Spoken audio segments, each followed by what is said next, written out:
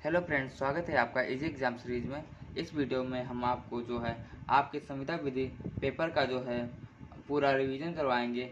आपके संविदा विधि में 8-9 टॉपिक दिए गए हैं, मीन्स 8-9 यूनिट दिए गए हैं। उसको हम एक बार एक करके समझेंगे और उसका रिवीजन करवाएंगे। यहाँ पर देखिए, आपका यह यूनिवर्सिटी कानपुर यूनिवर्सिटी का सिलेबस है।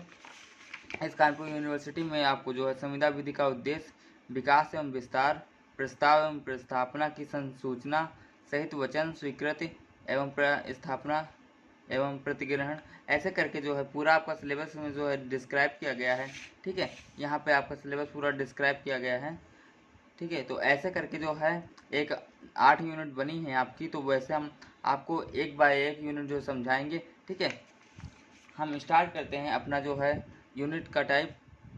तो यह जो हमारी जो है पहली यूनिट ना होकर या दूसरी यूनिट है, तो दूसरी यूनिट का पहला जो टॉपिक ही है, मीन्स पहली हेडिंग है करार। का मतलब यह होता है कि वचन, मीन्स एक तरह का यह वचन होता है, ऐसे वचनों के समूह से जो एक दूसरे के प्रतिफल होते हैं। मीन्स अगर जो आप किसी के साथ करार करते हैं या फिर ऐसे वचन कर रहे हैं जिसमें आपका भी जो है लाभ होता है और सामने वाला का भी लाभ होता है, ऐसे ऐसे को जो हम करार बोलते हैं। ठीक है, वो जो लाभ जो हमारा होता है उसको जो संविदा की भाषा में हम उसको प्रतिफल बोलते हैं। ठीक है, करार को धारा 2 में परिभाषित किया गया है, भारतीय संविदा अधिनियम 1872 के। ठीक है, वचन शब्द जो होता है उसको धारा 2 में परिभाषित किया गया है। प्रतिस्थापना को प्रतिग्रहण कर लिया जाए तो वचन कहलाती। वचन क्या होता है? जिससे मान लीजिए आपको पास क्या प्रतिग्रहण जो है प्रतिस्थापना, प्रतिस्थापना किसे कहते हैं? प्रतिस्थापना कहते हैं प्रस्ताव को। ठीक है, और प्रस्ताव क्या होता है? प्रस्ताव होता है प्रपोजल।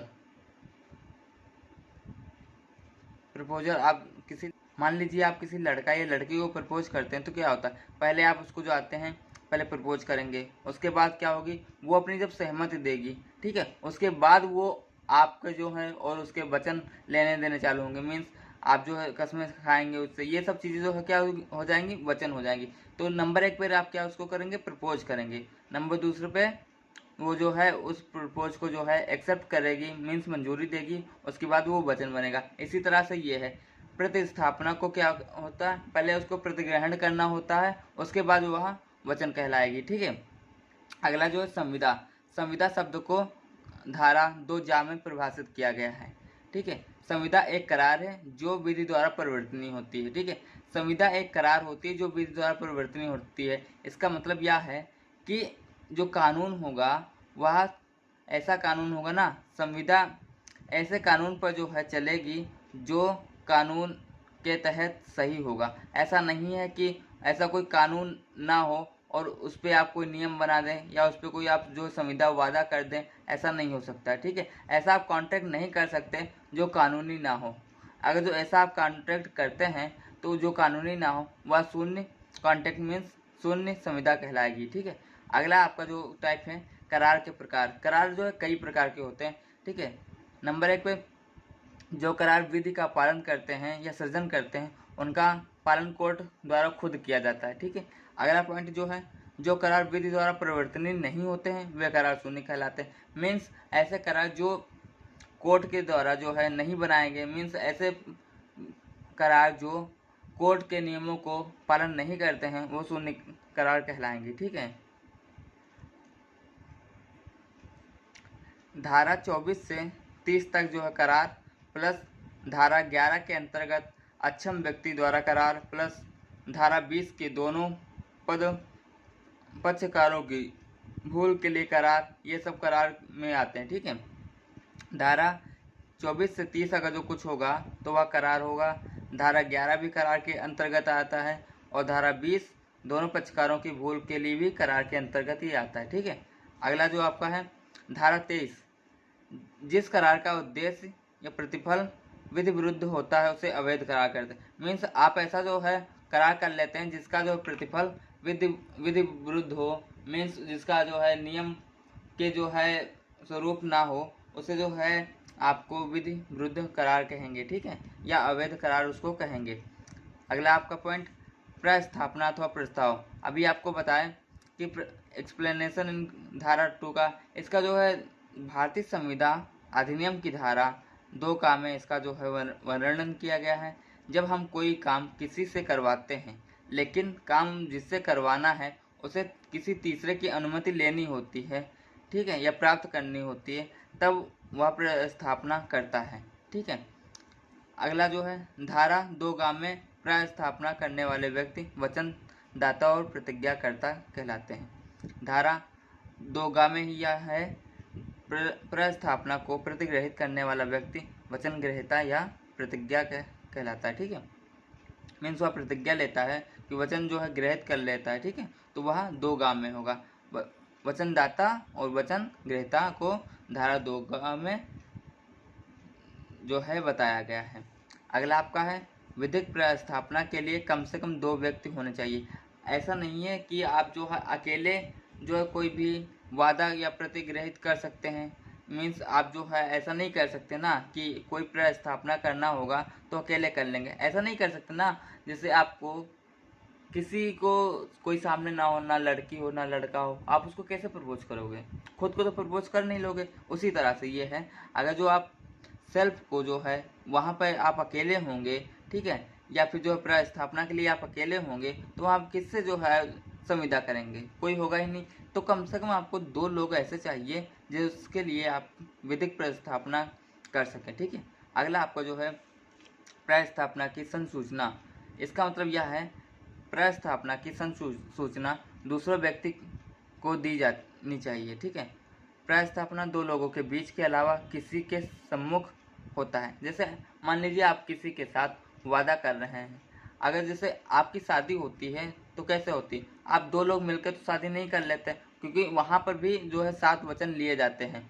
तो वहाँ पे आपके पंडित जी होंगे और भी बहुत लोग होते हैं। तो इसी तरह से ये है कि अगर जो प्रस्थापना की संसूचना है तो वहाँ पे आप कोई 2 लोग, जो 2 पक्षी होंगे, वह दोनों लोग अकेले ही नहीं वहाँ पे संविदा कर लेंगे। तीसरा बंदा कोई होगा जो आपकी दोनों लोगों को वह संविदा को जो है ठहराव करवाएगा। मीन्स वहाँ उसके सामने जो है संविदा होगी, ठीक है। अगला जो ये है धारा 3, ये धारा 3 में जो परिभाषित है, इससे रिलेटेड केस जो है थॉमसन बनाम LMS एंड रेलवे है, और दूसरा केस जो है हेंडरसन बनाम स्टीवेंसन है, ठीक है। अगला आपका जो टॉपिक है प्रस्थापना का उद्देश्य। इसका उद्देश्य क्या होता है? यह आर्टिकल मीन्स यह धारा 2 में परिभाषित है, ठीक है। प्रस्थापना दूसरे पक्षकार को किसी कार्य को करने अथवा करने की प्रवृत्ति रहने की इच्छा, इस आशय को से संसूचित करते हैं कि दूसरा पक्षकार उसके लिए अपनी सम्मति दे दे। किस ऐसे जैसे हम किसी लड़की को अगर जो प्रपोज करने जाते हैं तो प्रपोज करने क्यों जाते हैं? मान लीजिए हम यही तो सोच के जाते हैं ना कि अगर जो हम उस लड़की या लड़का के पास जाएंगे तो हमारा जो प्रपोजल होगा वो एक्सेप्ट हो जाएगा। सभी लोग यही सोच के जाते हैं, ठीक है। उसी तरह से ये है कि अगर जो हम किसी से प्रस्थापना करने जाते हैं तो यह मन में सोच के जाते हैं कि यह आशय होता है कि वह संसूचित के दूसरा पक्षकार उसके लिए अपनी सहमत देंगे। मतलब वह जो है अपनी सहमत दे दे, हाँ कि हमको भी तुमसे प्यार है, ये सब चीज़ें, तभी आप जो प्रपोज कर पाएंगे ना। ऐसा आप अगर जो मन में पहले ही बना लें कि सामने वाला बंदा जो है सहमत नहीं देगा तो आप कैसे जाएंगे? आप जाएंगे ही नहीं वो उसको प्रपोज करने। उसी तरह से आप यहाँ पे समझने की कोशिश कीजिए, ठीक है। अगला आपका है प्रस्ताव की निश्चितता। यहाँ जो है यह भी एक शर्त है, वरना अस्पष्ट विधिक दृष्टि से वैध नहीं। देखो प्रस्ताव की जो है निश्चितता, प्रस्ताव की निश्चितता भी इसकी एक शर्त होती है, क्योंकि मान लीजिए कोई वादा आपको 2 मंथ के लिए किया गया है तो आप उसको 2 मंथ में ही पूरा करेंगे। ऐसा नहीं है कि आप उसको जो है ज़्यादा टाइम लेके पूरा करेंगे। अगर जो ऐसा करते हैं तो वह अस्पष्ट हो जाता है। मीन्स ऐसा नहीं, जैसे आप किसी के साथ प्रस्ताव अगर जो करते हैं तो प्रस्ताव करने से क्या होगा? मान लीजिए प्रस्ताव किए 2 मंथ के लिए, ठीक है, या फिर जो है वहाँ पे प्रस्ताव करने में समय जो है निश्चित ही नहीं है। अगर समय निश्चित नहीं होगा तो क्या होगा? तो आप जब भी उस प्रस्ताव को लेकर बात चलाएंगे तो सामने वाला जो पक्षकार होगा वो आपकी बात को काट देगा, ठीक है। तो इस तरह से जो है विधिक दृष्टि से भी आप वो प्रस्ताव जो है वैध नहीं होगा, क्योंकि टाइम वहाँ लिमिट नहीं है। अनिश्चितता के कारण जो 0 शून्य हो जाएगा, मीन्स प्रस्ताव आपका 0 हो जाएगा। इससे रिलेटेड केस जो है वह गार्थन बनाम लिन का होगा, ठीक है। घोड़ा वाला एक केस हुआ था, उसके मामले में यह होगा। अगला आपका जो टॉपिक है वह यह है विक्षिप्त प्रस्तावना। विक्षिप्त प्रस्तावना क्या होता है? जो प्रस्तावना आचरण द्वारा दी जाती है और प्रतिग्रहण भी विक्षिप्त की तरह, ठीक है। तो इसका क्या मतलब होता है? देखो, कुछ ऐसी चीज़ें होती हैं जो आप जो है उसको बिहेवियर से कर सकते हैं। जैसे आप अगर जो बस में जाते हैं और कंडक्टर को आते हुए देखते हैं, तो वो अगर जो आपसे किराया ना भी मांगता है तब भी आप उसको किराया दे देते हैं। ऐसा जो है जो आप बिहेवियर करते हैं ये विक्षिप्त प्रस्तावना में आता है, ठीक है। और अगला यह जो है धारा 9 में जो है परिभाषित है, जहाँ तक किसी वचन की प्रस्थापना अथवा उसका प्रतिग्रहण शब्दों में वह जो है वचन अभिव्यक्ति होता है, ठीक है। और अगला जो पॉइंट है प्रस्थापना या प्रतिग्रहण शब्दों में अन्यथा किया गया हो। देखो, कुछ ऐसे प्रस्थापना होते हैं जिनको आप लिखित और जो है वेरिफिकेशन की ज़रूरत नहीं होती, मीन्स रजिस्ट्रेशन की ज़रूरत नहीं होती। जैसे प्रस्थापना के आप जो है अगर जो किसी चैरिटी में जाते हैं या फिर आप बस में जा रहे हैं या फिर आप जो है कहीं आश्रम में जा रहे हैं, ठीक है, तो वहाँ पे अगर जो आप उसको जो है वहाँ पे आप कंडीशन देकर बिहेवियर से आप उसको अगर जो अनुदान करते हैं तो उसके लिए आप जो है विक्षिप्त प्रस्तावना कहलाएगा, ठीक है। अगला आपका जो है एक्सप्रेस कॉन्टेक्ट, ठीक है। मान लीजिए आपका ऐसा कोई चीज़ है जैसे आप कोई मौखिक सी मतलब चल अचल संपत्ति जो है या फिर आप जो है कोई बड़ी चीज़ खरीदना चाह रहे हैं या जैसे आप अपना जो प्लॉट खरीदना चाह रहे हैं, तो उसके लिए क्या करना होगा? उसके लिए लिखित या फिर मौखिक जो है वचन अभिव्यक्ति करना होगा, ठीक है। वहाँ पे आपका बिहेवियर से नहीं पता चलेगा, वहाँ पर आपको नहीं पता चलेगा कि इसको क्या करना क्या नहीं करना, जब तक आपको लिखित नहीं मिलेगा कि हाँ हमको ये चीज़ खरीदना है या बेचना है या फिर और भी चीज़ें, ठीक है। अगला आपका पॉइंट है विशिष्ट प्रस्थापना या प्रस्ताव, ठीक है। तो यहाँ पे विशिष्ट का मतलब विशेष है, विशेष व्यक्ति या विशेष समूह से, और आप जो दूसरा है सिर्फ उन्हीं व्यक्ति से जो उसे स्वीकार करें या जिसको वह की गई है। तो मान लीजिए आपका कोई प्रस्ताव है, किसी के साथ प्रपोजल, मान लीजिए आपका उत्तर प्रदेश सरकार के साथ प्रपोजल है, तो वहाँ पे जब तक उत्तर प्रदेश सरकार जो है उस चीज़ के राजी नहीं होगी या फिर उसको स्वीकार नहीं करेगी तब तक वह प्रस्ताव नहीं होगा। और जो है वह एक विशिष्ट जो है विशेष व्यक्ति भी है और विशेष समूह के अंतर्गत भी आती है। अगला आपका जो है सामान्य प्रस्ताव या लोक प्रस्थापना। सामान्य प्रस्थापना वह प्रस्थापना होती है जो हर एक लोग करते हैं, जो जनसाधारण को सार्वजनिक रूप से की जाती है। संविदा उसी व्यक्ति के साथ उत्पन्न होती है जो प्रस्थापना की शर्तों को पूरा करता है, ठीक है। मान लीजिए आपके साथ हम करार कर लें और हम उस शर्तों को पूरा ही ना करें जो आपके साथ हम करार किए हैं। करार तो आप लोग समझते ही होंगे, अभी किसी के साथ अगर जो वादा कर लें, ठीक है, वादा करने के साथ उसकी शर्तें भी पूरी करना जरूरी होता है, ठीक है। तो वहीं पे सामान्य प्रस्ताव आता है। जैसे इसके बारे में एक केस हुआ था कार्लिल बनाम कार्बोलिक स्मोक बाल कंपनी का, ठीक है। मान लीजिए यहाँ पे सामान्य प्रस्ताव का मतलब यह है कि किस अभी आप लोग न्यूज़पेपर तो पढ़ते ही होंगे, उसमें जैसे ऐड आता है, ठीक है, यहाँ पे जॉब वहाँ पे जॉब, ये सब चीज़ों का बहुत सा ऐड आता है। तो वहाँ पे अगर जो वो प्रस्ताव जो आता है वह सामान्य प्रस्ताव के लिए आता है, ठीक है। अगला आपका पॉइंट जो है क्रॉस प्रस्तावना। क्रॉस प्रस्तावना यह होता है यदि दो व्यक्तियों द्वारा समान शर्तों वाली प्रस्तावना डाक में एक दूसरे को पार कर जाए। तो इसका मतलब क्या है?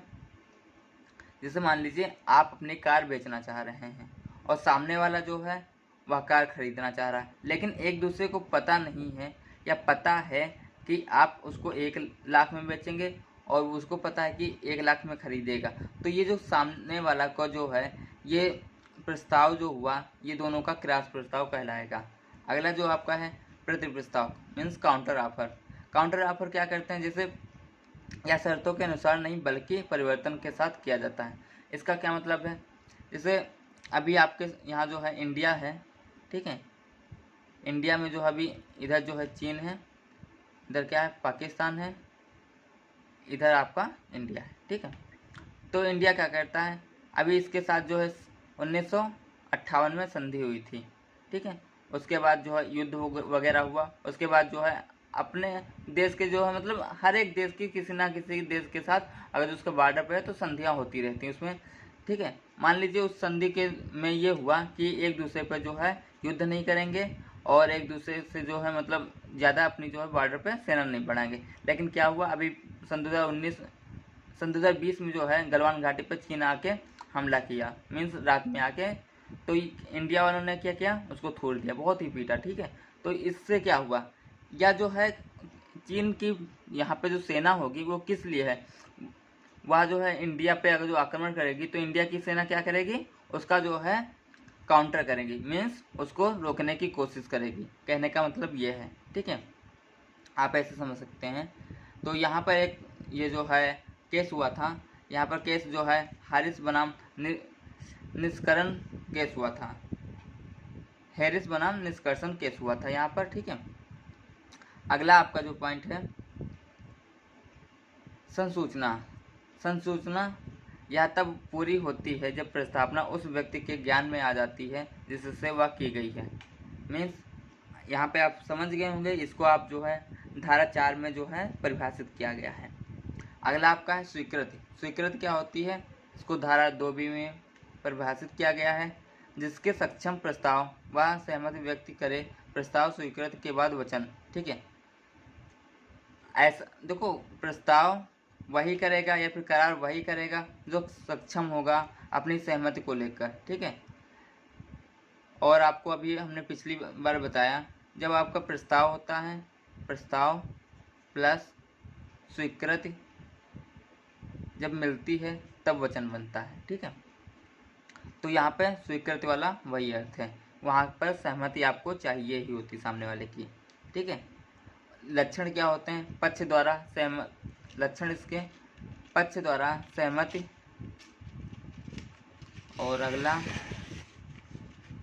सहमति की स्पष्ट शब्दों में अभिव्यक्ति, और अगला इस स्वीकृति का उद्देश्य विधायी दायित्व का पालन करना, निर्माण करना, ठीक है। तो स्वीकृति ऐसी होनी चाहिए जो वैधानिक वाले जो है नियमों का पालन करें। सहमति की स्पष्ट शब्दों में अभिव्यक्ति, आपके जो है सहमति हुई हो वह स्पष्ट शब्दों में बोला गया हो कि क्या क्या उसकी सहमति है, क्या क्या वह अभिव्यक्ति करेगा इसके बारे में। ऐसा नहीं है कि आप जो है कोई झूठी सहमति या फिर ऐसा आप जो है मांग सकते हैं, जिससे काल्पनिक आप कोई चीज़ मांग लिए, बोल दिए कि सहमति में हमको जो है 1 साल पहले का टाइम चाहिए, 1 साल पहले का टाइम कभी आ ही नहीं सकता। तो ऐसी आप ना शर्त रख सकते हैं ना ऐसी सहमति के लिए आप राजी हो सकते हैं, ठीक है। कहने का मतलब ये है। अगला आपका पॉइंट जो है, अगली आपकी यूनिट जो है वह प्रतिफल है, ठीक है। प्रतिफल में क्या होता है, प्रतिफल को धारा 2 में परिभाषित किया गया, ठीक है। प्रतिफल के बिना किया गया करार शून्य होगा। मान लीजिए आप किसी से करार करते हैं, जैसे अभी जो है करार हुई थी, अभी सन 2019 में, सन 2017 में करार हुई थी, किसकी, अखिलेश यादव की प्लस राहुल गांधी की, काहे को लेकर, जब सीएम चुनाव था, ठीक है। तो इन लोगों की करार क्या हुई थी, इसके एग्जाम्पल हम समझते हैं। ये अगर जो इसका साथ देंगे, ये इसका अगर जो साथ देंगे, मीन्स दोनों में करार होगी। अगर जो ये चीफ मिनिस्टर बनते हैं तो इनके पास भी जो है पावर होगी, इनके पास भी पावर होगी, मीन्स दोनों के पास कोई ना कोई प्रतिफल आएगा। प्रतिफल आना मीन्स कोई ना कोई इनको लाभ तो जरूर ही मिलेगा, ठीक है। मान लीजिए ऐसा कोई लाभ नहीं मिलता है तो वह करार जो है शून्य करार कहलाएगी, ठीक है।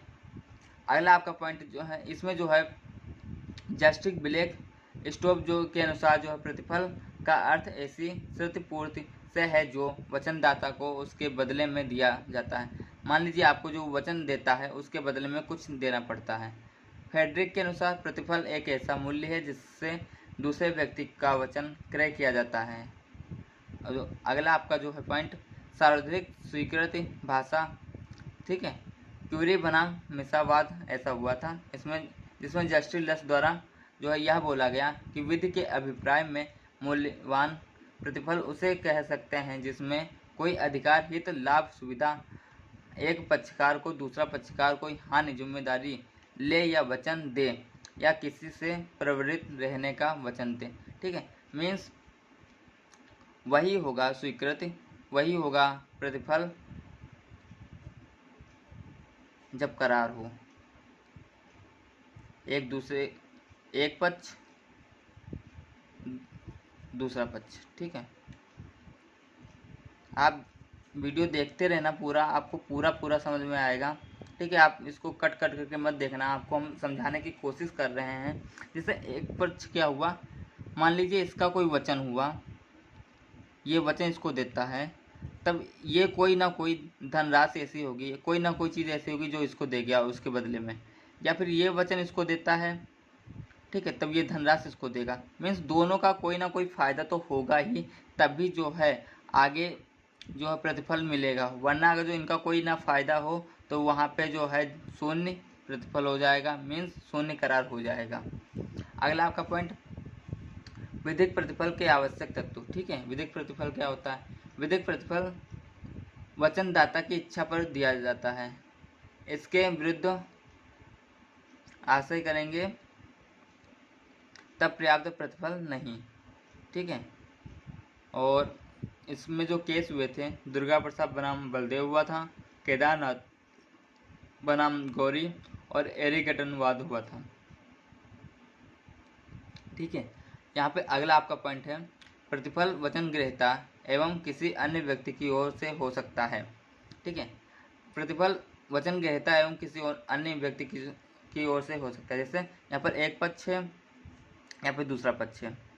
ठीक है, तो ये अगर जो इसको कोई वचन दिया या फिर कुछ किया और इसको वापस करना है, बट ये समर्थ नहीं है वापस करने में कोई चीज़, तो यहाँ पे तीसरा जो कोई पर्सन होगा वो इसकी हेल्प करके ये इसको प्रतिफल दे सकता है। ठीक है, हाँ, केवल वचन ग्रहीता या किसी अन्य व्यक्ति द्वारा दिया जा सकता है। ठीक है, अन्य व्यक्ति द्वारा दिया जा सकता है। रचनात्मक प्रतिफल का सिद्धांत यही बोलते हैं, रचनात्मक प्रतिफल का सिद्धांत इसको बोलते हैं। नियमानुसार निम्न परिस्थितियों में एक बाहरी व्यक्ति अनुबंध लागू कर सकता है। बाहरी व्यक्ति मतलब जो दो पक्षों में ना हो, वह अनुबंध लागू कर सकता है। प्रन्यास समझौता अनुबंध क्या होता है? प्रन्यास समझौता अनुबंध जब किसी व्यक्ति के बीच प्रन्यास अनुबंध हुआ हो तो ऐसी अचल संपत्ति या प्रभाव में लाभ हित पाने वाला व्यक्ति अनुबंध का पक्षकार ना होने पर भी वाद प्रस्तुत कर सकता है। हाँ, जैसे मान लीजिए यह एक व्यक्ति है, ठीक है, यह एक दूसरा व्यक्ति है, यह एक पक्षकार है या दूसरा पक्षकार। ठीक है, अब इसका रिलेशन कुछ इससे है, मान लीजिए इसका रिलेशन ऐसे है। ठीक है, तो अगर जो इन लोगों का करार हुआ है, ठीक है, इन लोगों का करार हुआ, लेकिन ये करार देने में असमर्थ है, ठीक है, या फिर इसका ए का कुछ घाटा हो रहा है जो ए करार कर रहा है, ठीक है, तो उसके लिए क्या हो सकता है? उसके लिए ए जो है वाद प्रस्तुत कर सकता है कोर्ट में। ठीक है, इसमें जो आपका ये केस हुआ था ख्वाजा मोहम्मद बनाम हुसैन बेगम का। अगला आपका विवाह समझौता, यह अपवाद है।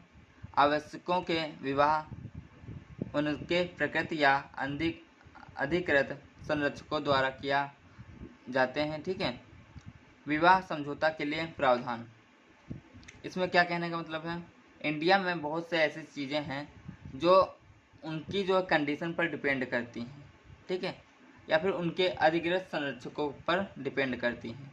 अगला आपका पारिवारिक बंटवारे में निर्वाह एवं उनके विवाह हेतु प्रावधान, जैसे आपका परिवार है, संयुक्त परिवार है, उसमें बहुत से लोग रहते हैं, मीन्स जो बड़ा परिवार होता है उसमें ज़्यादा सदस्य रहते हैं, तो वहाँ पर अगर जो पुरुषों में बंटवारा होता है, तो वहाँ पे फिर जो महिलाओं की कंडीशन आती है जिनकी मीन्स अवयस्क होते हैं, मीन्स जो 18 साल से छोटे होते हैं, फिर उनका भी फ़ायदा होता है, क्योंकि वहाँ पर अगर जो हिस्सा लगता है तो उन सभी का अधिकारी होते हैं, मीन्स वो जो बच्चे होते हैं वो भी वाद प्रस्तुत करने के अधिकारी होते हैं। जिसमें एक केस हुआ था गुप्पू अम्मल बनाम सुब्रमण्यम। ठीक है। आपका अगला पॉइंट, प्रतिफल कोई कार्य या वचन हो सकता है। ऐसा नहीं है कि आप हमेशा जो है उसको धनराशि देंगे या फिर और कुछ, या कोई कार्य भी हो सकता है या वचन भी हो सकता है। कुछ प्रतिफल अवश्य होना चाहिए, कुछ ना कुछ तो प्रतिफल होना ही चाहिए, वरना वह शून्य करार हो जाएगा। धारा 25(2) में वचनदाता की स्वतंत्रता सहमति के लिए प्रतिफल प्राप्त न होने पर कोर्ट विचार करेगी। ठीक है।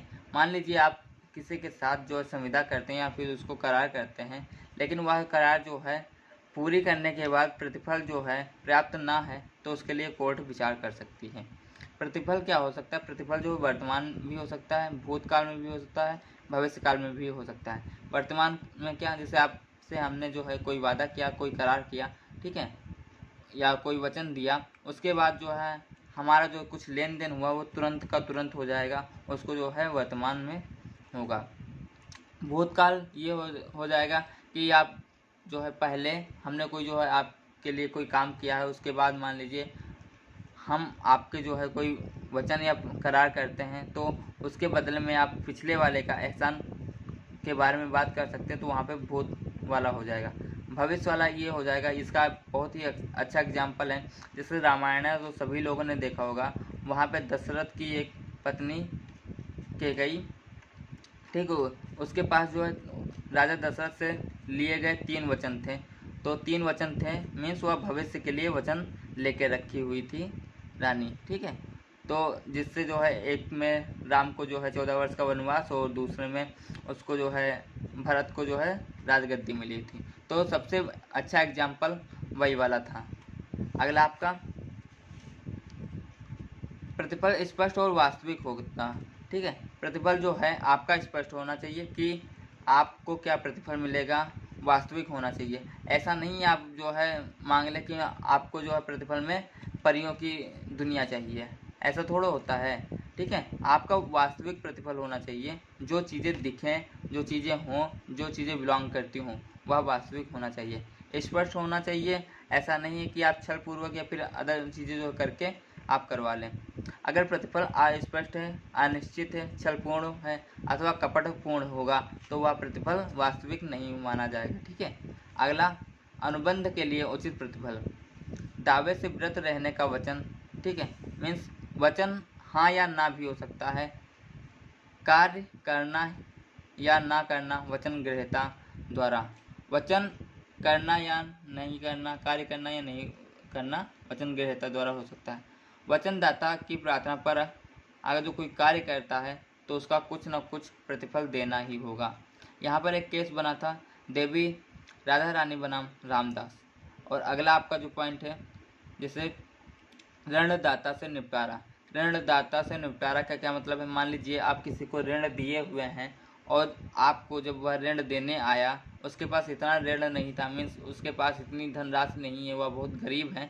आपको वह जो जब ऋण वापस करेगा तो कुछ ना कुछ जो है, अगर जो ऋण आपको मीन्स रुपए कम देता है तब भी आप उसको रख लें, क्योंकि वह एक अच्छा प्रतिफल माना जाता है।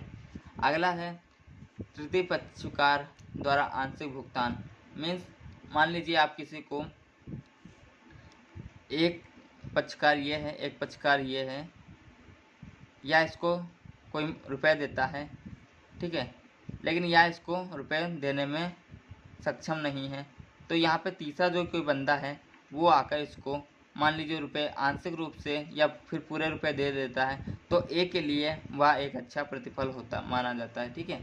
प्रतिफल के अपवाद यह है कि धारा 25 में जो है प्रतिफल बिना करार शून्य होता है। ठीक है। यह प्रतिफल का अपवाद है। आपका अगला यूनिट जो है यूनिट नंबर 1 है, अनुबंध के नियम, उत्पत्ति एवं उद्देश्य। यूनिट नंबर 1, अनुबंध मीन्स संविदा। एक से अधिक पक्ष किसी कार्य करने या कराने का दायित्व लेते हैं तथा जो कानून द्वारा परिवर्तनीय है। मीन्स जैसे आप जानते होंगे कि अगर जो आप कोई काम करते होंगे तो जो आपको पैसा देगा और जो आप होंगे, ये 2 लोग होंगे, 2 पक्ष हो गए। तो एक आपको कार्य करना या कराने का जो है दायित्व मिला है, और दूसरा जो एक पक्ष आपसे आपको पैसा देगा या फिर आपसे कार्य करवाएगा। ठीक है, इसमें दो पक्षकार होते हैं। एक पक्ष को अधिकार होता है, मीन्स उसको अधिकार है आपसे काम करवाने का। दूसरे पक्ष को कार्य करना होता है या कराने का दायित्व होता है। ठीक है, यह धारा 2B में अनुबंध ऐसा समझौता है या ठहराव है जिससे कानून द्वारा परिवर्तनीय कराया जा सके। ठीक है, अगला आपका पॉइंट विशेषताएं। इसकी विशेषताएं हैं, इसमें दो पक्षकार होंगे, सभी लोग जानते हैं। ठहराव, अनुबंध के लिए ठहराव होना आवश्यक है। प्रस्ताव जब स्वीकृत हो जाए तो ठहराव बन जाता है। अभी आपको बताया कि जो है प्रस्ताव जब जो है स्वीकृत हो जाए तो वचन बन जाता है। मीन्स आपको जो है जब प्रपोज कर देते हैं और वहाँ से जो है स्वीकृति मिल जाती है तब वचन की तैयारी होने लगती है। अगला आपका जो है ठहराव राजनियम द्वारा परिवर्तनीय है। आपका जो है ठहराव जो ऐसा होना चाहिए कि वह राजनियम को जो है माने और उसके द्वारा परिवर्तनीय हो। यदि प्रस्तावक या स्वीकृति देने वाले में से एक पक्षकार अनुबंध पूरा करता है तो उसे राजनियम द्वारा करने के लिए बाध्य किया जा सकता है। इसका एक केस हुआ था, केस श्रीमती वाल्फोर वर्सेस श्री वाल्फोर। यहाँ पर पति पत्नी का केस हुआ था। अगला आपका जो है वैध अनुबंध। वैध अनुबंध क्या होता है? राजनियम की दृष्टि से वैध पर और या परिवर्तनीय हो सकता है। ठीक है, वैध परिवर्तनीय होता है। अनुबंध की परिभाषा 2H में परिभाषित है, बट परिभाषा अपूर्ण है। 2H वाली परिभाषा अपूर्ण है, एक हिस्से को ना दर्शाती, मीन्स एक ही हिस्से को यह दर्शाती है। धारा 10 वाली परिभाषा या इसको पूर्ण करती है। धारा 10 में ये दिया गया है, वे सभी ठहराव यदि वे अनुबंध करने के लिए योग्य पक्षकारों की स्वतंत्र सहमति से वैध प्रतिफल के लिए और वैधानिक के दिए गए हैं तथा उन्हें स्पष्ट रूप से व्यर्थ न घोषित किया गया हो। ठीक है, मेन क्या, सभी ठहराव यदि वे अनुबंध करने के लिए योग्य पक्षकारों की स्वतंत्र से सहमत हों और उन्हें कभी भी अस्पष्ट रूप से जो है व्यर्थ न घोषित किया गया हो। अगला आपका पॉइंट, राज्य नियम अनिवार्य लिखित ठहराव साक्षियों द्वारा प्रभावित तथा पंजीकृत होना चाहिए। राज्य नियम यह कहता है कि आपका जो अनुबंध होगा, वैध अनुबंध होगा, वह लिखित और ठहराव और साक्षियों द्वारा प्रभावित होना चाहिए। ठीक है, लक्षण इसके क्या होते हैं? वैध अनुबंध के नंबर 1 पर ठहराव होगा। ठीक है, नंबर 2 पे प्रस्ताव एवं स्वीकृति, नंबर 3 पे मुख्य एवं पहली अनिवार्यता परिवर्तनीय। ठीक है, यह बहुत ही मुख्य इम्पॉर्टेंट है। अगला आपका पक्षकारों में अनुबंध की क्षमता। अगर जो मान लीजिए आप किसी से करार करते हैं या अनुबंध करते हैं, अगर जो उनमें अनुबंध करने की मीन्स उनमें करार करने की क्षमता होगी तभी तो आप उनसे करार कर पाएंगे, तभी तो आप उनसे अनुबंध कर पाएंगे। अनुबंध करने में सक्षम, अगर जो ऐसे एक बात बोलते हैं ना कि आपकी इतनी औकात है, तो ऐसे ही बोल सकते हैं कि उसकी जो है दूसरा जो सक्षम होगा मीन्स दूसरा जो पक्षकार होगा उसकी इतनी औकात होनी चाहिए कि वह अनुबंध कर सके, वैधानिक दृष्टि से अनुबंध कर सके। कभी कभी ऐसा होता है कि जैसे आप कोई ऑफिस में जाते हैं या फिर गवर्नमेंट ऑफिस में जाते हैं, वहाँ पे कहते हैं कि कोई गवर्नमेंट एम्प्लॉय कहता है कि ये चीज़ हम आपके लिए नहीं करेंगे, लेकिन जब आप उससे जो है वही चीज़ आप लिखित में मांगते हैं तब वो क्या कहता है, वह तुरंत कर देता है। क्योंकि क्यों? लिखित में वह वैधानिक हो जाएगा, लिखित में वह कोर्ट में जा सकता है या फिर जो है लिखित में वह गवर्नमेंट के पास जा सकता है। कोई चीज़ लिखित मांगने पर लोग डर भी जाते हैं, वही चीज़ कि उनका जो है वह लिखित में हो जाएगा। क्योंकि अनुबंध करने में उत्तरदायित्व होता है, क्योंकि मान लीजिए वो जो लिख के दे रहे हैं उसके लिए उनका उत्तरदायित्व होगा, मौखिक के लिए उनका उत्तरदायित्व नहीं होता है। जो अनुबंध करेगा उसे यह ज्ञान हो कि अनुबंध जो कर रहा है उसमें उसका फ़ायदा हो रहा है या नुकसान हो रहा है। अनुबंध करने वाला व्यक्ति मस्तिष्क से जो है सक्षम होना चाहिए, मीन्स वह जो है माइंड से जो है दिक्कत ना हो उसके। धारा 11 में क्या कहता है? प्रत्येक व्यक्ति अनुबंध करने की क्षमता रखता है। वह वयस्क होना चाहिए, 18 साल से ज़्यादा होना चाहिए, स्वस्थ मस्तिष्क होना चाहिए, अयोग्य घोषित ना हुआ हो। ठीक है, राजनियम के अनुसार विदेशी शत्रु, दिवालिया, राजदूत व्यक्ति आदि नहीं अनुबंध कर सकते।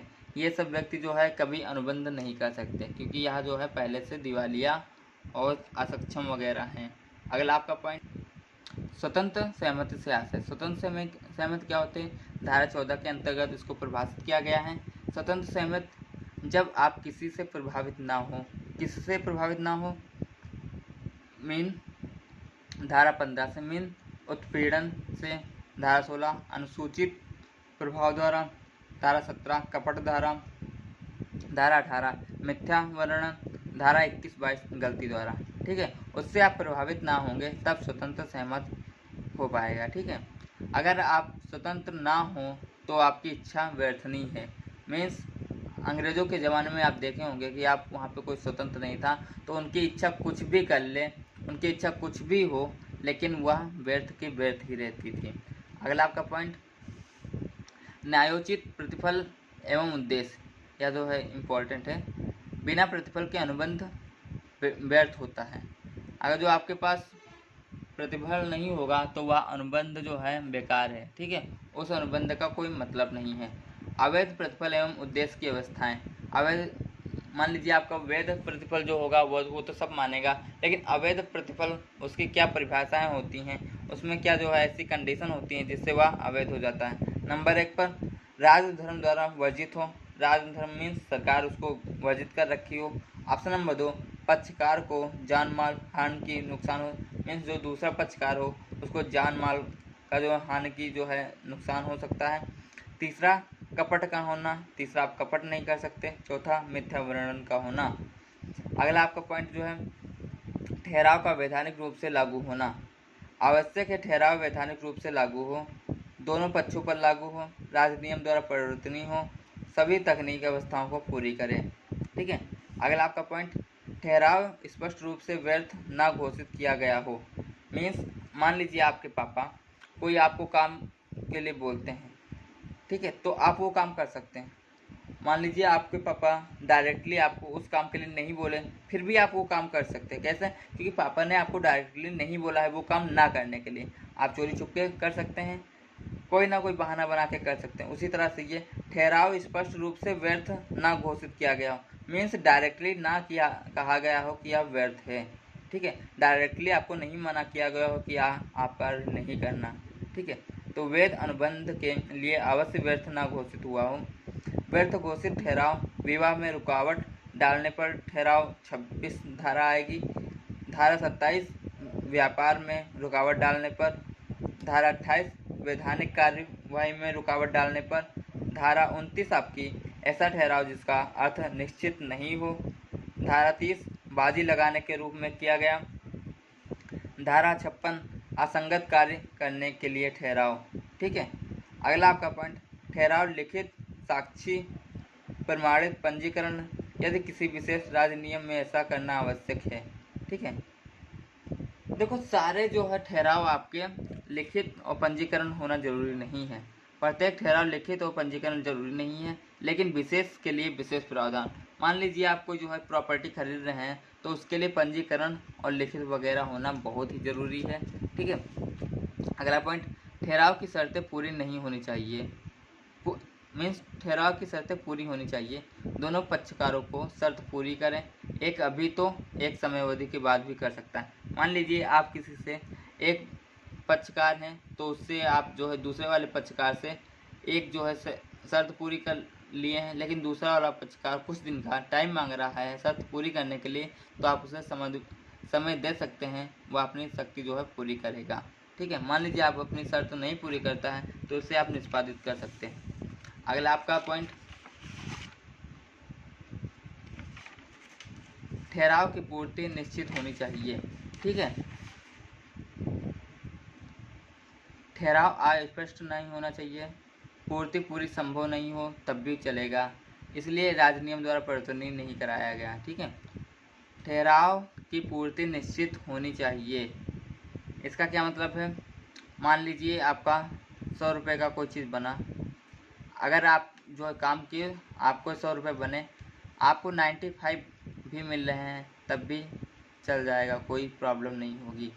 वहीं पे ठहराव की पूर्ति निश्चित होनी चाहिए, क्या मतलब है? यहाँ पे मान लीजिए ऐसा नहीं हो सकता कि आपका 100 की जगह पे आपको पता ही ना हो कि आपको कितने चीज़ों का पैसा मिलेगा या फिर कब मिलेगा या फिर कितना मिलेगा। मीन्स कुछ चीज़ अगर जो निश्चित नहीं है तो वह आपका ठहराव जो है शून्य होगा। अगर जो थोड़ा भी निश्चित है मीन्स ठहराव थोड़ा स्पष्ट है, मीन्स मान लीजिए आपको 100 की जगह पे 95 का मीन्स 95 100 के में जो राउंड फिगर है तो वह चलेगा। अगला आपका पॉइंट, ठहराव द्वारा वैधानिक उत्तरदायित्व का सृजन। वैध अनुबंध के लिए ठहराव वैधानिक संबंध स्थापित करें। यदि पक्षकारों की इच्छा ठहराव द्वारा सामाजिक, राजनीतिक या अन्य किसी प्रकार के संबंध स्थापित करने को है तो वह अनुबंध नहीं होगा। यहाँ पर क्या मतलब है, यहाँ पर पॉइंट दे रहा सामाजिक, राजनीतिक या अन्य किसी प्रकार का। जो यहाँ पे केस हुआ था Shrimati Balfour versus Shri Balfour, ठीक है। तो यहाँ पे क्या हुआ था, यहाँ पे जो श्रीमती थी वो इंडिया में रहती थी, ठीक है, और जो ये बालफोर थे वो यहाँ पे श्रीलंका में रहते थे। तो बालफोर जो है यहाँ पे काम करते थे, ये अपने श्रीमती से मिलने आए, यहाँ पे इनकी तबीयत नहीं सही थी, ठीक है। तो यहाँ एक वादा करके गए कि आपको मैं इतने रुपए पर माह भेजूँगा। इसके बाद ये श्रीलंका चले गए मिस्टर बालफोर, तो उसके बाद इन्होंने जो है अपना वादा पूरा नहीं किया। तो श्रीमती बालफोर क्या की, वो अपने रुपए लेने के लिए कोर्ट में चली गई, ठीक है। तो कोर्ट ने क्या कह दिया कि आपका जो है यह सामाजिक जो है ठहराव था, इसलिए जो है सामाजिक ठहराव होने के कारण इस प्रस्ताव को जो है कोर्ट ने रद्द कर दिया, ठीक है। तो इसके मतलब कहने का मतलब यह है, अगर जो आप कोई ठहराव या फिर करार जो सामाजिक रूप से या राजनीतिक रूप से करते हैं तो वह जो है ठहराव नहीं माना जाएगा, उससे जो है रद्द भी किया जा सकता है, मीन्स वह अनुबंध नहीं माना जाएगा। अगला आपका अनुबंध वे लक्षण जिनमें वैध अनुबंध के उपयुक्त लक्षण विद्यमान होते हैं अनुबंध कहलाते हैं। वह सारे लक्षण जिसमें वैध अनुबंध के उपयुक्त लक्षण प्राप्त होते हैं, ठीक है, विद्यमान होते हैं। यूनिट नंबर 4, अनुबंधन की परिभाषा या क्षमता, ठीक है। अनुबंधन आपको पीछे बताया गया है। अनुबंधन क्या होता है, 2 व्यक्ति होने चाहिए, ठीक है, दोनों के बीच जो है शर्त पूरी करने की क्षमता होनी चाहिए, वह अनुबंधन वगैरह आपको पीछे बताया गया है। अनुबंधन करने की क्षमता का अर्थ, अनुबंधन मीन्स अनुबंध क्या आप करार कब कर सकते हैं, सभी पक्षकारों को अनुबंध करने की क्षमता हो, इसके द्वारा वैधानिक उत्तरदायित्व का निर्माण, हित अनहित सबको समझ होनी चाहिए कि उसका फायदा होगा घाटा होगा, अनुबंध का वैधानिक परिणाम समझने में समर्थ हो, मीन्स अगर जो उसका जो परिणाम आएगा, अनुबंध जो आप शर्त लगाएं संविदा किए हैं उसका जो परिणाम आएगा वह आपके वैधानिक को केवल जो है समझने के लिए समर्थ होना चाहिए। ऐसे व्यक्ति अनुबंध करने के योग्य और पक्षकार होते हैं। धारा 11 में बताया गया है प्रत्येक व्यक्ति अनुबंध की कर सकता है, ठीक है। और यह जो प्रत्येक व्यक्ति मीन्स जो यहाँ पे पिछले पॉइंट दिए गए हैं 2 या 2 से ज़्यादा व्यक्ति होने चाहिए, मीन्स 2 व्यक्ति होने चाहिए पक्षकार के रूप में, तो वही पीछे वाला दिया गया है यहाँ पे, ठीक है। अगला आपका पॉइंट, नाबालिग अनुबंध नहीं कर सकता, अगर करता है तो पूर्ण रूप से व्यर्थ माना जाएगा। अनुबंध द्वारा किया गया अनुबंध, ठीक है। भारतीय व्यवस्था अधिनियम धारा 3 के अनुसार 18 वर्ष आयु पूर्ण होने के बाद बालिका या बालक वयस्क जो है माने जाएंगे, ठीक है।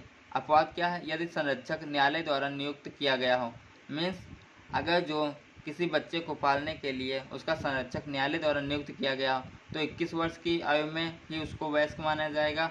और दूसरा जो यहाँ पे नियम अपवाद में लगेगा, उसकी संपत्ति कोर्ट ऑफ वार्ड्स, मीन्स किसी की संपत्ति जो है कोर्ट ऑफ वार्ड्स के में जो निरीक्षण के लिए चल रही हो तो उसे 21 साल के बाद वयस्क माना जाएगा। ये यहाँ पे आपके 2 अपवाद रहेंगे। इसमें जो केस हुआ था वह मोहरी बीबी बनाम धर्मोदास घोष का हुआ था, ठीक है। अगला पॉइंट, अवयस्क की वैधानिक स्थिति।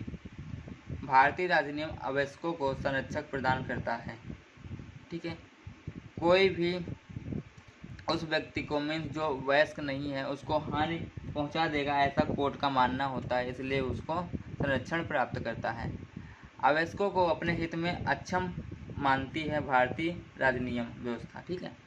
राजनियम अपने अवयस्कों की रक्षा करता है, उनकी संपत्ति व अधिकारों को सुरक्षित रखता है, उनकी प्रभाव को क्षमा करता है, वैधानिक कार्रवाई में सहायता करता है जो आवश्यक होते हैं, न्यायाधीश परामर्शदाता होते हैं, ज्यूरी उनके सेवक होते हैं और राजनियम उनका संरक्षण। ऐसा कौन बोला है? अकॉर्डिंग सेलमंड। ठीक है, ऐसा सेलमंड के अनुसार ऐसा बोला गया है, जो आपको मैं यहाँ पे पॉइंट बताया।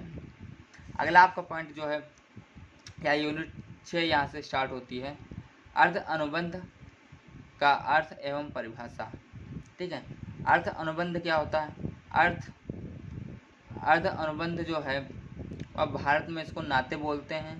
ठीक है, अंग्रेजी में इसको राजनियम ने अंग्रेजी राजनियम जो होता है उसने इसको अर्ध अनुबंध बोला। भारतीय अनुबंध अधिनियम में कहीं प्रयुक्त ही नहीं हुआ ऐसा शब्द। ठीक है, तो इसकी परिभाषा का कोई सवाल ही नहीं उठ सकता। ठीक है, अकॉर्डिंग टू हार्टन विधि कोश, ऐसा कार्य जो अनुबंध को निश्चित प्रारूप न रखता किंतु उसका प्रभाव रखता है, गर्भित अनुबंध कहलाता है। ठीक है, अगला पॉइंट, अकॉर्डिंग टू एंसन, ये क्या कहते हैं? इसकी जो है कई कैरेक्टरिस्टिक हैं, जैसे यह प्रत्येक स्थिति में हानि सहन करने वाले पक्ष के लाभ के लिए है। दूसरा पॉइंट, यह अधिकार सार्वजनिक ना होकर व्यक्तिगत है। इसका निर्माण पक्षकारों के पारस्परिक ठहराव से बल की विधि द्वारा होता है। ठीक है, अर्ध अनुबंध एक ऐसा व्यवहार है जिसमें यद्यपि पक्षकारों के बीच का अनुबंध नहीं है किंतु संनियम के अनुसार उसमें सामान्य रूप से कुछ अधिकार और दायित्व उत्पन्न होते हैं। ठीक है, इसके लक्षण क्या होते हैं? पक्षकारों की इच्छा से उत्पन्न ना होते पर कानून द्वारा पक्षकार पर थोपे जाते हैं। हाँ, यहाँ पर आपका जो हम उदाहरण से आपको बताएं, जैसे कि मान लीजिए आपका जो है ऑर्डर कोई आया, एम ने एन को कोई डिलीवरी के लिए चीज़ भेजी। ठीक है, और एम ने एन को डिलीवरी के लिए कोई चीज़ भेजी, किसके द्वारा? मान लीजिए ओ के द्वारा भेजी। ठीक है, ओ के द्वारा भेजी। अब ओ क्या किया? ओ गलती से जो है यही चीज़ जो है पी को दे आया। ठीक है, अब क्या हुआ? एन को तो ये चीज़ पहुंची नहीं, यहाँ पे पी को पहुंच गई वो चीज़। तो गलती से जो चीज़ हो रही है और चार्ज इसको पे करना पड़ेगा क्योंकि इसने पहले ही चार्ज पे कर दिया गया है। ठीक है, तो क्या होगा? इसके ऊपर जो ये है मीन्स चार्ज इसको पी को अब पे करना पड़ेगा। तो इसके ऊपर जो गवर्नमेंट जो है अब इसको रूल जानो इसके ऊपर जो है थोप रही है, इसके ऊपर जो है कोई चीज़ का जो है प्रस्ताव थोप रही है। ठीक है, ऐसे बोल सकते हैं। एक पक्षकार दूसरे पक्षकार को कुछ धन देने के लिए बाध्य होता है। जिसे मान लीजिए अब इसने जो है गलती से इसको दे दिया, अब एन क्या जो है एन इसके ऊपर भी थोप सकता है कि जो है भैया हमने मंगवाया था, तुमने उसको काहे भेज दिया, हमको चाहिए। तो ये इसके ऊपर भी कोर्ट में दावा कर सकता है। ठीक है, अगला आपका, एक पक्षकार को किसी विशिष्ट पक्षकार के विरुद्ध कुछ अधिकार होंगे। 8 आपका जो है अनुबंध भंग करने का अर्थ। ठीक है, अनुबंध को निष्पादन द्वारा पक्षकारों का दायित्व पूर्ति ना होने पर वादा मीन्स क्या हो जाएगा? अनुबंध कैसे भंग हो जाएगा? जैसे आपने किसी को वादा किया। ठीक है, मान लीजिए आपने पी ने क्या किया? एस से मिलने का वादा किया। कब? 16 तारीख को। लेकिन क्या हुआ? अब पी जो है एस से मिलने नहीं जा पा रही है क्योंकि जो है उसके पहले कोई ऐसी घटना हो गई, मीन्स वादा जो है टूट गया। ठीक है, तो वो क्या हुआ? अनुबंध का निष्पादन हो गया। ठीक है, ऐसे ही यदि एक पक्षकार अपने दायित्व या शर्त से मुकर जाए, अब मान लीजिए पी ने एस से कहा था कि मिलने को नहीं मिल पाया, अब क्या हुआ? मान लीजिए यहाँ पे दूसरा कोई सदस्य पी जो है डब्ल्यू से मिलने का वादा करता है मर जाने के लिए, लेकिन अपने वादे से मुकर जाए, पी कह दे कि हमने ऐसा कोई वादा किया है नहीं। ऐसा सबसे बढ़िया एग्जाम्पल ये है कि मोदी जी वाला, मोदी जी 15 लाख वाला वादा, सबसे बढ़िया एग्जाम्पल। उन्होंने कहा था कि ये 15 लाख रुपए जो है सबके खाते में इतना धन है कि 15 लाख रुपए सबके खाते में मीन्स एक पर्सन के खाते में 15 लाख रुपए जा सकता है। लेकिन क्या हुआ, अपने वादे से मुकर गए, तो जो है वही वाला यहाँ पे उनका अनुबंध जो है एक पक्षकार अपने दायित्व का शर्त से मुकर जाए तो अनुबंध का प्रत्याशित भंग कहलाएगा। तो वहाँ पे प्रत्याशित भंग कहलाएगा। हालांकि ये हम इसको रियली मत लेना, इसको हम ऐसे ही एग्जाम्पल के लिए बता रहे हैं, मोदी जी वाला। अगला आपका खंडन के प्रति उपचार। जब अनुबंध का खंडन हो जाता है तो अनुबंध को खंडन मान लिया जाता है। तो पीड़ित क्या करता है, अनुबंध को खंडन मान लिया जाता है। मान लीजिए कि आप जो है कोई जो लेबर आप करके लाए, दिन में गए कोई लेबर एक को करके लाए, ठीक है, इससे आपको जो है रात तक काम करवाना है, डी तक मान लो डी पूरा काम करवाना है। लेकिन कुछ ऐसा हुआ, ठीक है, मान लीजिए ए जो है या फिर डी जो है आधा कार्य ही करवाया, ठीक है, या इसने आधा काम किया, तो क्या हुआ, अनुबंध तो टूट गया, ठीक है, क्योंकि रात तक का अनुबंध हुआ था। लेकिन अब जो ए तक जो है, ए ने जो आधा काम किया है, अब ए की मंजूरी का उसको पैसा आपको देना होगा। मीन्स जितना उसने काम किया है उसको उतना पैसा देना होगा। अगर जो आपने पहले वादा नहीं किया है कि इतना करने का इतना रुपया या इतना करने का इतना रुपया, तो उसी तरह से ये है, प्रार्थना से करवाया गया कार्य हो तो पहले तय ना हो, प्लस कार्य के अनुसार श्रम